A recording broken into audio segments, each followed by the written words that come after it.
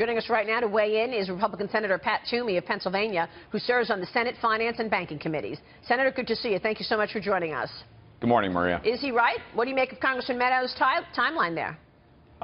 He's certainly close. I'm not sure it's a hard and fast deadline, but that's the right time frame generally to unveil and debate a bill in September, to bring it on to the floor of both the House and the Senate. You know, the process is necessarily an open amendment process. That can be time-consuming.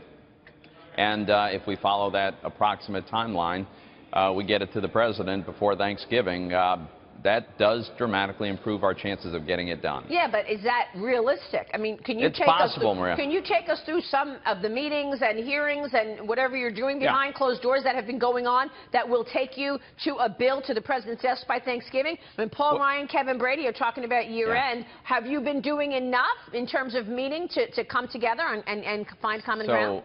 The difference between Thanksgiving and year-end is probably about 5 weeks, so you know it's not that wildly far apart. But the answer is yes, we've been doing a lot of work. Ongoing conversations between members of the Senate Finance Committee, members of the House Ways and Means Committee, and the White House. And we have been narrowing differences and getting closer with the goal that we won't have 3 separate proposals that we argue over, but we're trying to get on the same page. You saw a significant step in that direction when both House and Senate leadership and the White House released a statement. It was simple, it was short, but it did importantly acknowledge that the BAT is not going to be part of this. The border adjustment tax is out.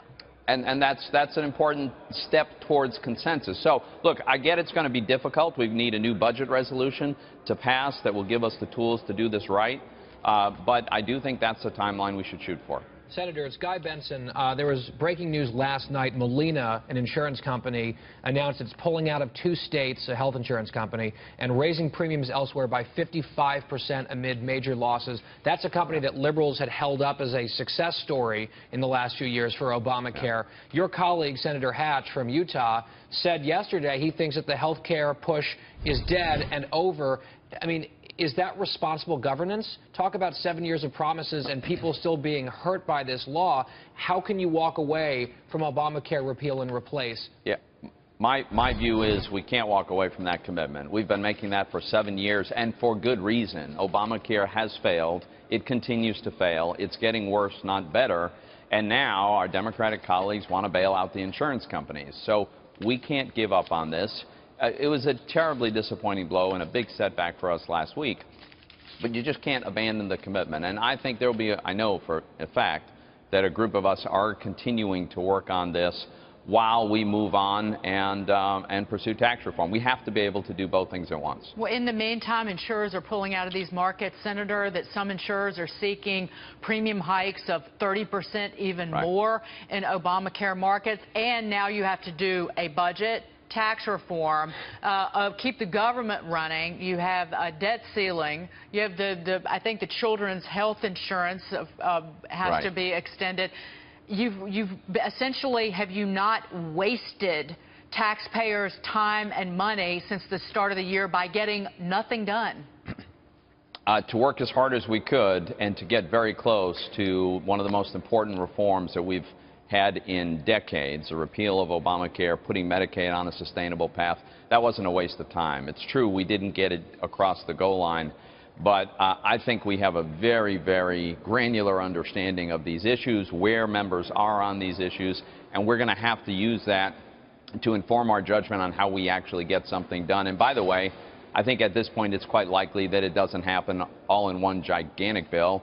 It might very well happen in some incremental fashion, but either way, it's got to happen. But how is tax reform going to be easier when we all know that you and your colleagues painted very clearly earlier in the year you needed to do health care first, and you needed to make sure to overturn all the Obamacare taxes in order to have tax reform happen. So now you didn't get health care, but you say that you're going to get a bill on the President's desk by Thanksgiving. So what some of us, myself included, said is it would be better and it would be easier to do health care first, but it's not necessary. It would be better, but we can't let that stop us. So, look, we are moving ahead on tax reform. At the same time, there are groups that are working on getting some kind of agreement on health care. I think something is probably likely to emerge. But, look, these things are too important to let them slide.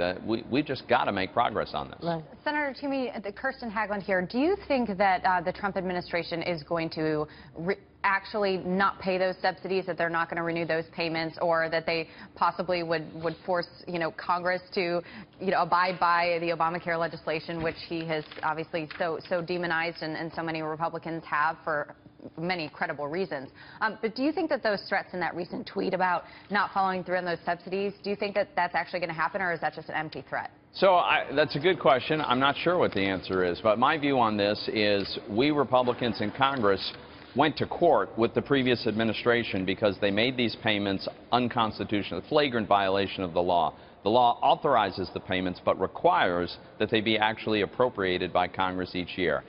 The Obama administration just unilaterally made the payments. Here's what I think we should do. We should sit down with Democrats and the administration and say, okay, if we're going to do these payments, they're going to be done legally by Congress, and there have to be conditions. There have to be some reforms.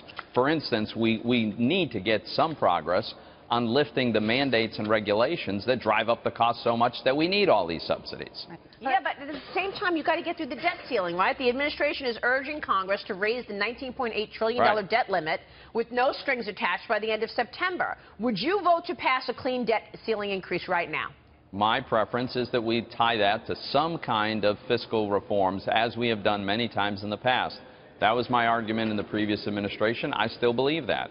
I'd be very open to a wide range of possibilities. Some could be procedurally and process-related.